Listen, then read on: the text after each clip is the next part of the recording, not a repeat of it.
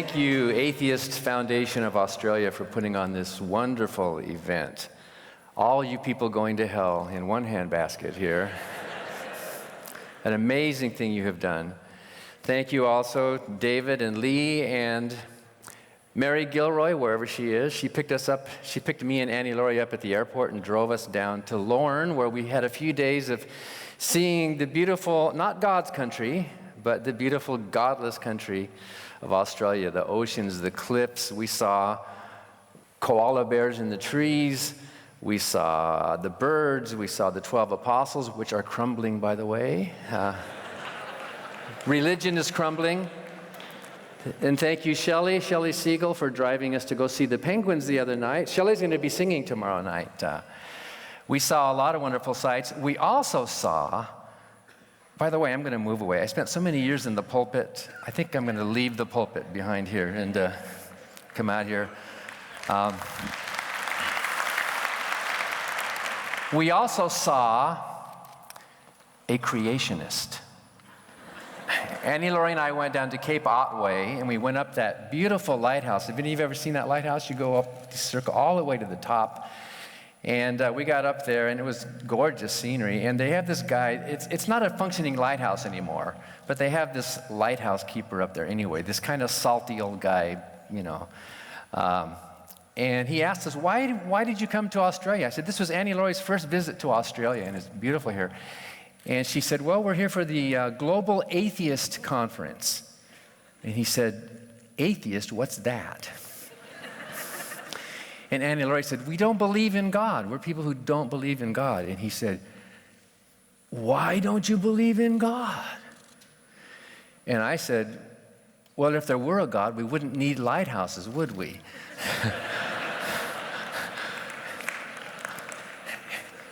And Annie Laurie explained a little bit more, and he went on to say, and we thought maybe we should be getting down the stairs now.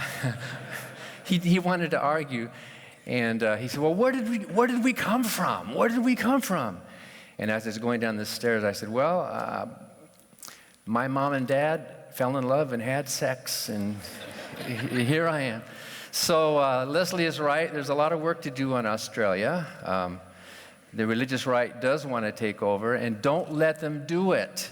Don't let them barge into the schools and use our schools as mission fields. And read about Vashti McCollum. Read the book she wrote. It's called One Woman's Fight, where she tells about her little boy sitting out in the hallway.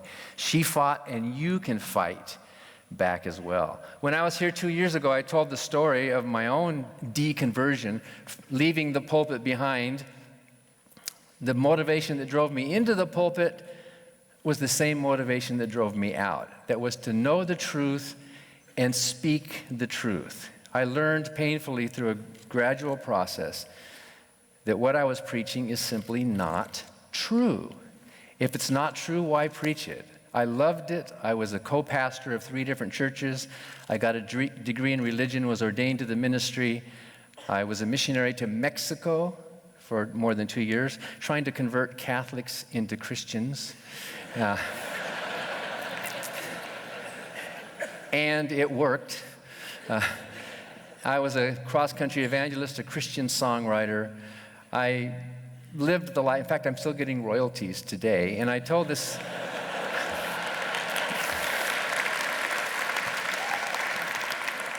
But I want you to know I put the money to good use. I got a check. It's not much money anymore, but I wrote a musical called Mary Had a Little Lamb.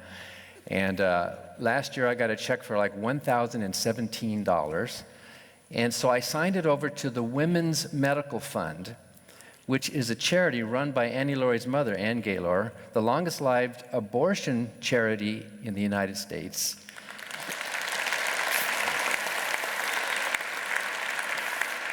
And the bookkeeper asked me, should we send the thank you letter to the Christian publisher? And I said, go ahead.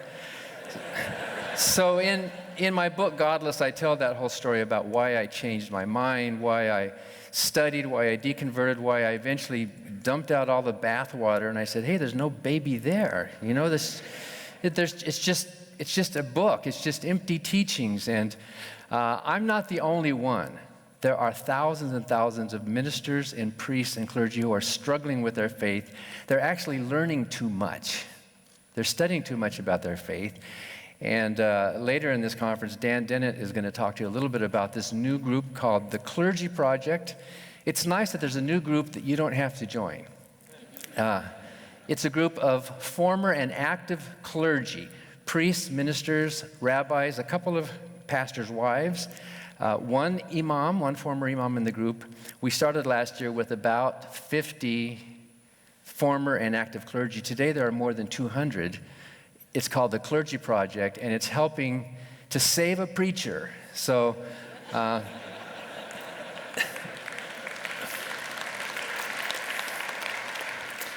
they're going through immense struggles right now. There are people in the pulpit preaching who don't believe, but they can't just get out right now. They've got health insurance, and they have family to support, and they have commitments, and so they're like I was for 4 or 5 months, really admitted hypocrites in the pulpit, not believing a word of what they're saying and wishing they could find who's going to hire somebody with a divinity degree in this economy.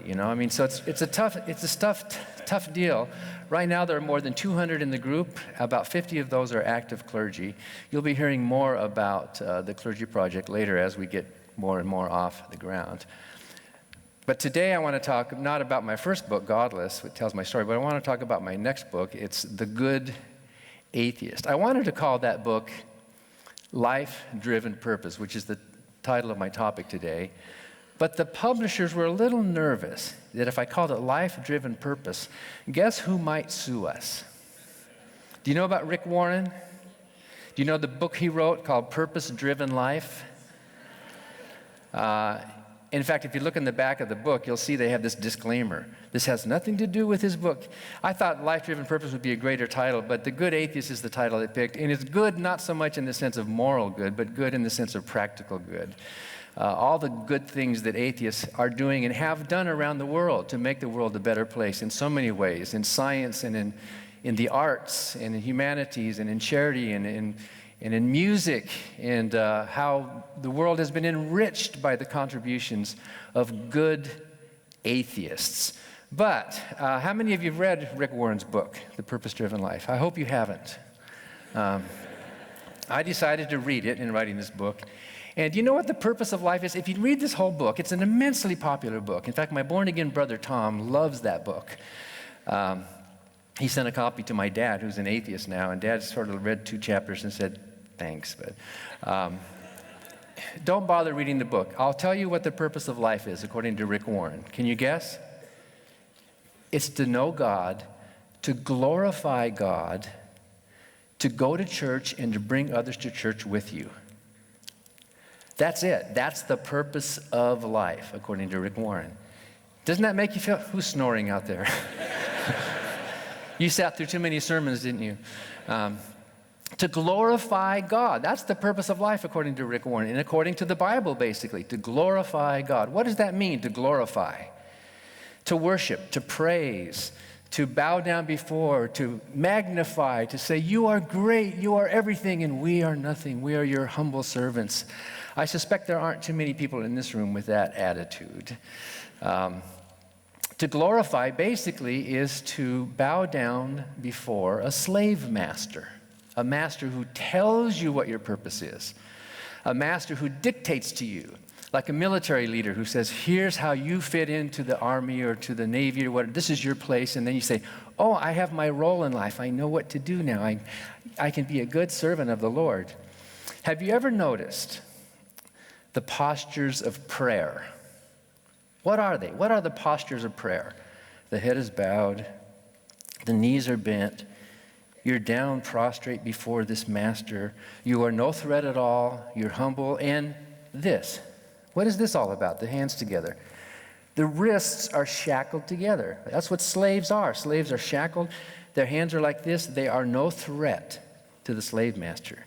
One thing slave masters fear is a slave revolt. And that's one thing we are doing as atheists in this world. We are revolting against the slave master. We're saying, wait a minute. We are not slaves. We don't bow down. In my country, we fought a proudly rebellious revolutionary war, kicking the king off the shores, kicking the dictator, the lord, the master, Instead of having a constitution that's based on some sovereign authority, some divine leadership, or some church of whatever, we turned it upside down and said, nope, we the people, we rule our own lives. That's profoundly anti-biblical. You don't find those concepts anywhere in the Bible. In the Bible, we are all worms, we are slaves, we are sinners, we must submit, like I used to preach from the pulpit, that to be a good, humble servant, that someday you'll go to heaven and hear those phrases, good job, my humble servant. And you can say, yes, I did a good job for the daddy, for the Lord. So, and yet in my country, there are still a lot of people who still want to bow down before the king that we kicked off our shores. So glorifying God is supposed to be the purpose according to the Bible. I used to preach John 3:16. How many of you know that verse? For God so loved the world. Did some of you go to Sunday school and stay awake? For God so loved the world that he gave his only begotten Son, that whosoever believeth in him should not perish, but have everlasting life. There are a couple of good Sunday school students here. And I thought, that is good news. I stood on park benches. I stood in pulpits. I traveled knocking on doors. I went into prisons to tell these prisoners how free they are in Jesus. All across Mexico and across the United States, preaching this good news that the world needs to hear, this great news. I'm going to tell you in a minute what the truly good news is, the good news that we atheists offer to the world. But the good news I used to preach as a Christian minister was basically this. Suppose I were to walk out on my front porch and you're walking by and I say, hey, I've got some good news for you, some great news. Stop. You've been walking by all these days and you've been ignoring me, and I deserve to be acknowledged. I deserve to be noticed. I'm somebody. I'm important. And you just keep walking by. You're not even paying any attention to me. So I've got some good news for you. You don't have to go down in my basement.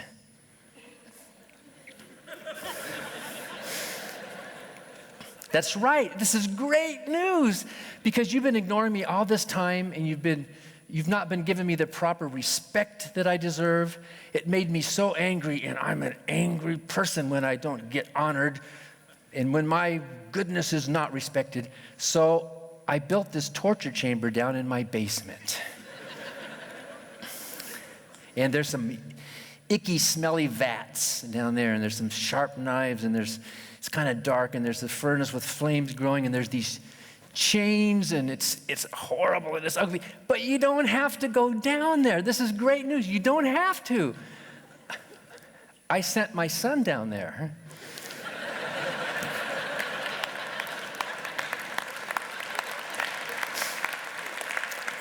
And it was ugly. It was horrible. It was a passion of the Christ. It was bloody.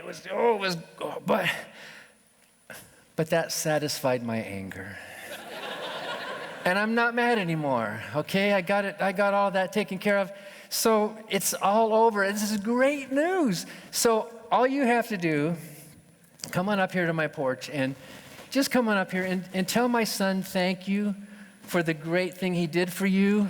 And come up and give us a hug, and we'll welcome you into our house, and we'll live up in the attic forever. And you can tell me how great I am, and you can thank my son for it. Wouldn't that be just wonderful news? Aren't you happy to know that? So what would you do? Would you just keep walking, or would you? Sorry, I got to get to work.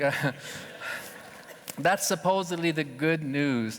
I also used to preach, of course, that the great news is that without religion, we can't be moral. We can't be good people. And we've all heard that phrase, that we need some kind of, we are these animals with these base instincts, and we want to kill and rape and steal. Like all of you, I can see it.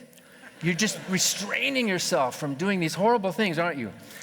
But you need this sort of these commandments to come down from a mountain. You need this to basically tell us these things.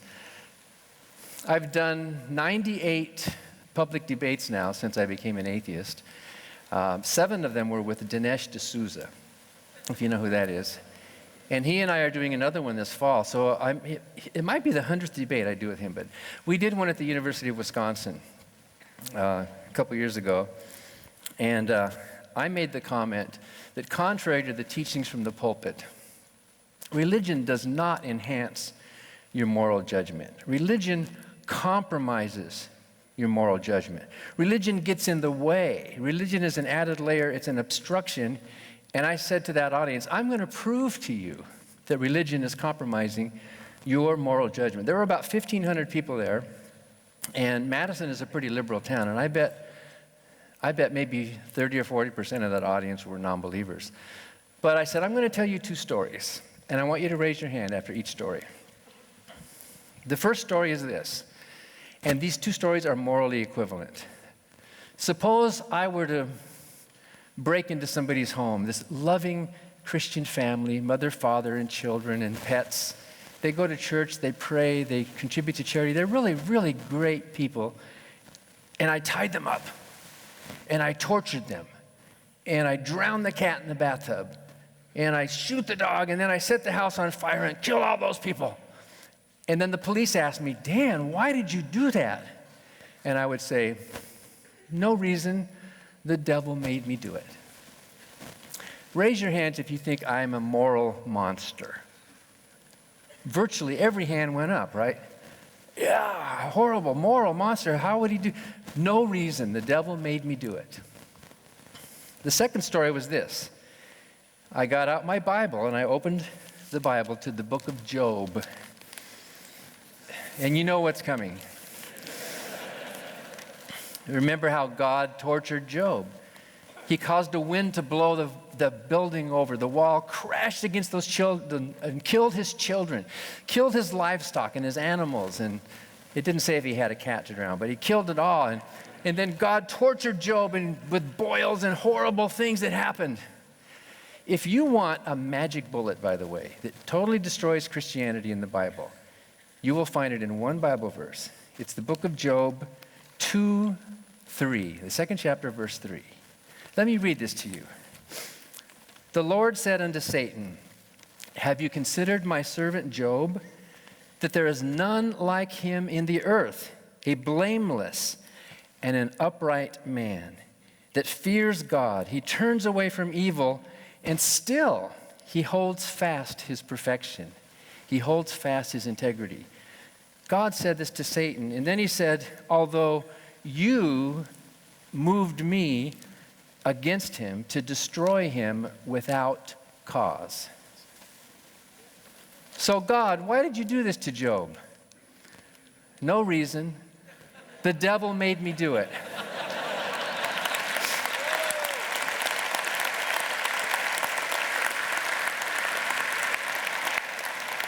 So then I asked that audience, okay, raise your hands if you think the God of the Bible is a moral monster.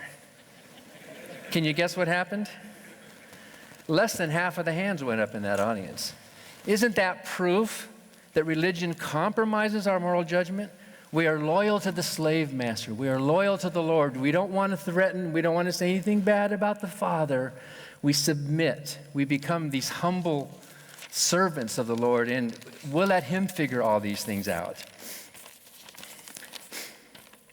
In my book, The Good Atheist, I talk not about a purpose-driven life, not that life has to have something from outside of it, but that there is a life-driven purpose. It's the other way around. The good news that we atheists offer to the world, I think, one of the good news, there's a lot of them, but in this regard, I think, and this news is so surprising and so non-intuitive that a lot of people are going to say, huh? But I think the truly great news, after years of preaching the gospel, the truly great news we should be saying to the world is, there is no purpose of life. And that's good.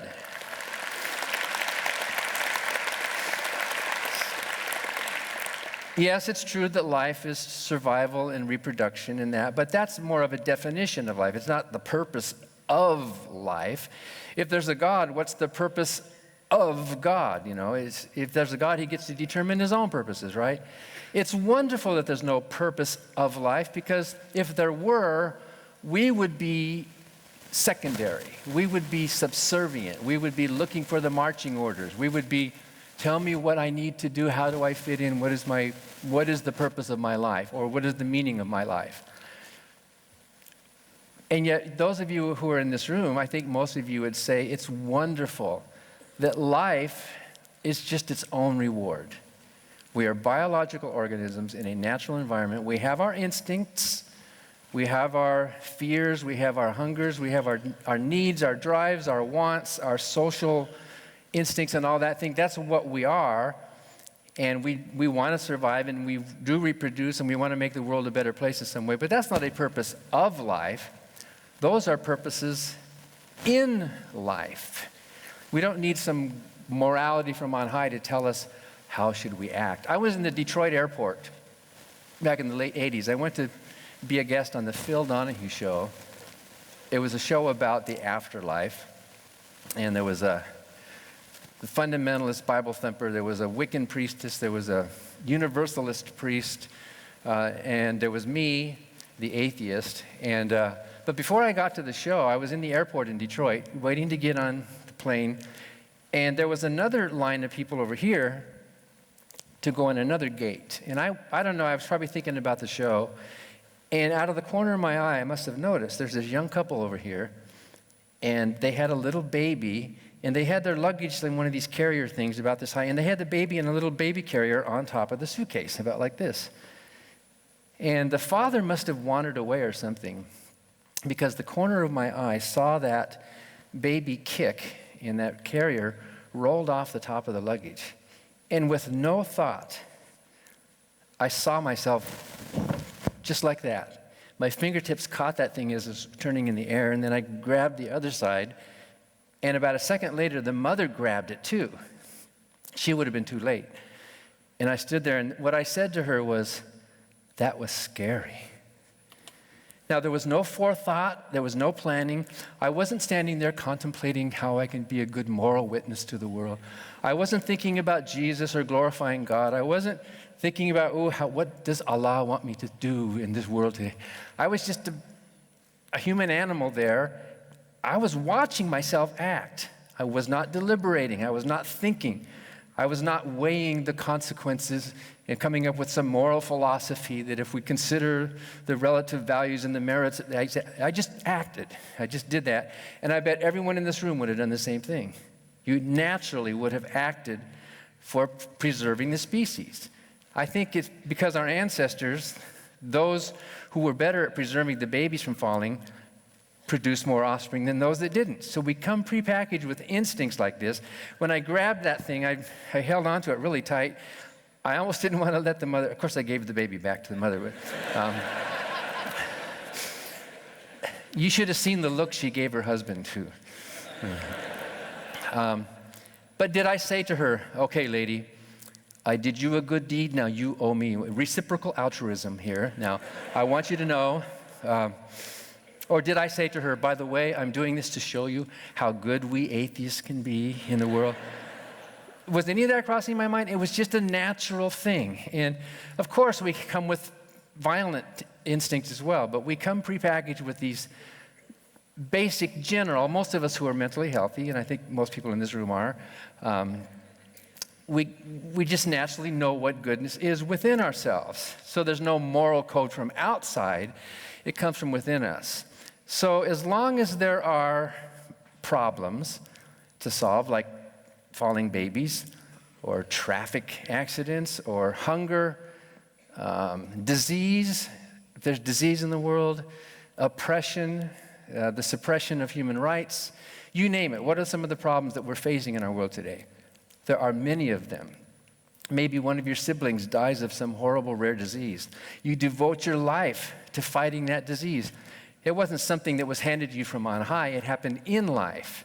So as long as there are problems to solve, knowledge to gain, beauty to create, think of all the beautiful songs and music created by non-believers. Many of the songs that we all sing and many of the songs that mark our passages in life, from Brahms's Lullaby to Elgar's Pomp and Circumstances as you're graduating, to doe, a deer, a female deer, and somewhere over the rainbow, and Verdi's Requiem, and all these beautiful music that we all love, written by non-believers who have enriched the world. Who's to say that those people did not have purpose in their lives? Who's to say that Elizabeth Cady Stanton did not have a life of purpose? An atheist, a woman who fought for a half a century to guarantee that women could participate in the democratic country. What a concept, right? And she was fought by the church this whole time. Who's to say that someone like Elizabeth Cady Stanton did not have a life-driven purpose? As long as there are problems, and there are many, we all can live lives of immense purpose and of immense meaning. So watch for the Clergy Project. Some of these people are going to be needing help. You can find out more about the Clergy Project at theclergyproject.org, and more about the Freedom from Religion Foundation, which has immense purpose in trying to keep state and church separate. You can find us at ffrf.org.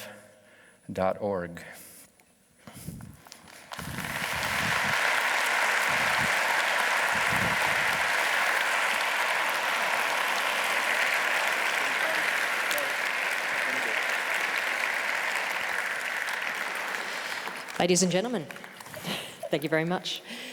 Now, questions, let's see. Looking into the audience. And we have down, yes, you have to go to the people with microphones. Oh, we have one over here. Okay, let's start over here. Yes, I was just wondering if you might think it's a good idea to expand your view of being altruistic beyond our own species. You say you caught the baby, and that's good because it helps our species to, survive. But as humans, I know many of us would probably also help to save a monkey, a baby this, a baby that. So when you talk about altruism, I know reciprocity from that act may not be forthcoming from a monkey or a spider or something, but what's your view on that? Should we be more altruistic, more morally interested in other species?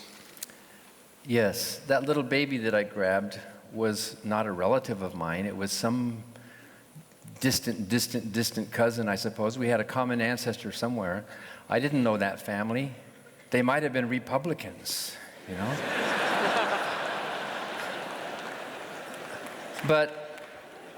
And by the way, we have a lot of good Republicans in our group, so I'm not picking on Republicans. There's a lot of atheists who are in all different political parties. But the other species on this planet are also cousins of ours as well. We all can go back to a maybe further common mother ancestor. So yes, the basic idea I think most of us have of morality is to minimize harm, to increase well-being in this world.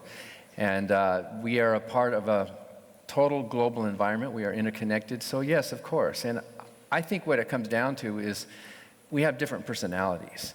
I think on the bell curve of human psychology and altruism, some of you just more easily break into tears for example, when you see cruelty to animals, some of you in this room will break into tears. Don't do that. Or some of you will break into a rage, like my sister-in-law. But there might be others in this room, and don't raise your hand, who just psychologically just don't care as much. And maybe there's even a few that might even enjoy seeing that happen. So we can try to combat that with education. It's important to live in a world where there's as much well-being as possible for all of us on this planet.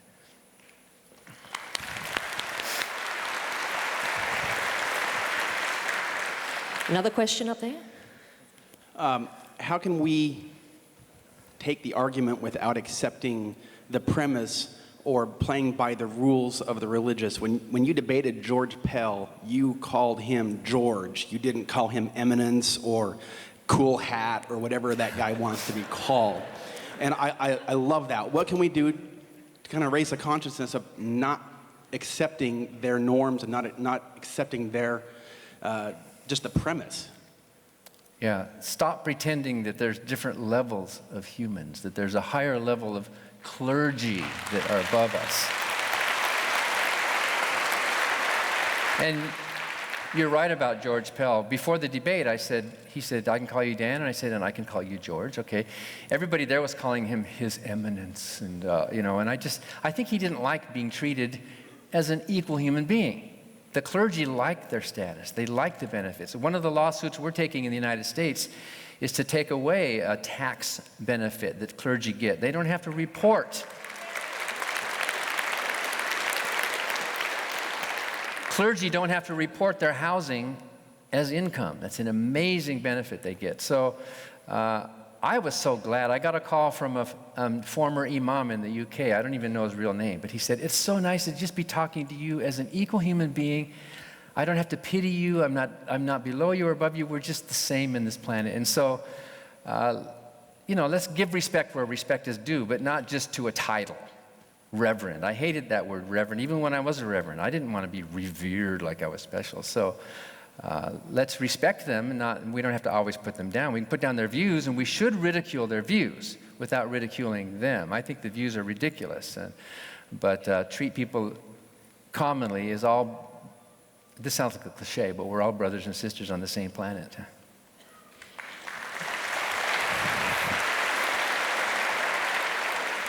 And we have time for one more up there. Hi, I actually have two parts to this. The first part, again, is with your catching the baby. In a sense, are you trying to say that there's an absolute conscious morality regardless of religion, or is it actually a build-up or created by our environment with the morals, and a lot of that sometimes can come from religions that helps people build that morality to have a subconscious that will react straight away by catching a baby. Same as, I guess, an atheist will say no, it's because of our own ethical reasonability. So that's the first part. And the second part is that my friend wants to know when and what made you change from changing into an atheist. Read the book.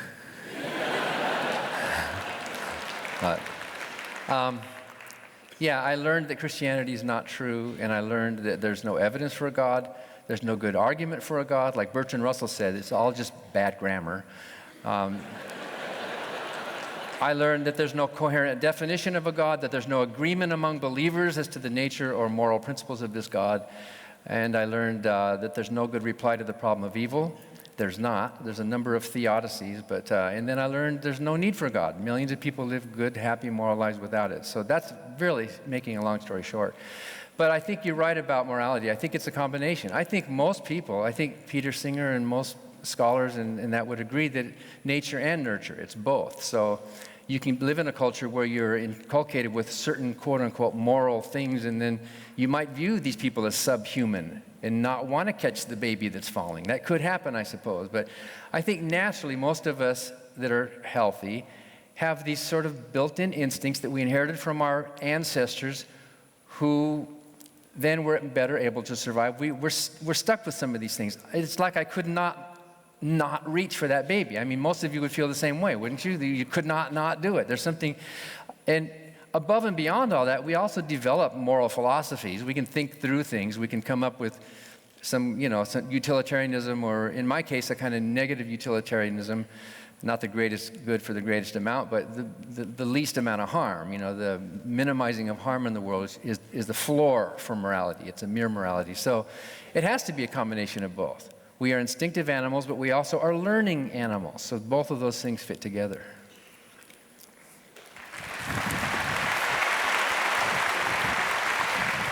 So again, big thank you for Dan Barker.